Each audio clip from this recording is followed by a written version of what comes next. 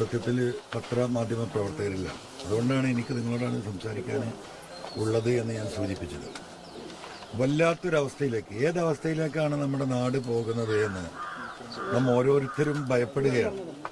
ഈ പറയുന്ന ഞാനും കേൾക്കുന്ന ജനങ്ങളും ഭയപ്പെട്ടുകൊണ്ടിരിക്കുമ്പോൾ ഒരു കൂസലുമില്ലാത്ത ഒരു ഗവൺമെന്റ്, ഒരു പ്രതികരണവുമില്ലാത്തൊരു ഗവൺമെന്റ്, ഒരു നടപടിയും ഈ വിഷയത്തിൽ എടുക്കാത്തൊരു ഗവൺമെന്റ്, ലോകത്തിന്റെ ചരിത്രം പരിശോധിച്ച് നോക്കിയാൽ, അല്ലെങ്കിൽ ഇന്ത്യയുടെ ചരിത്രം പരിശോധിച്ച് നോക്കിയാൽ ഇതുപോലെ നിരുത്തരവാദിത്തപരമായി ഈ വിഷയത്തിൽ പെരുമാറുന്ന ഒരു ഗവൺമെന്റിനെ നമുക്ക് കാണാൻ കഴിയില്ല.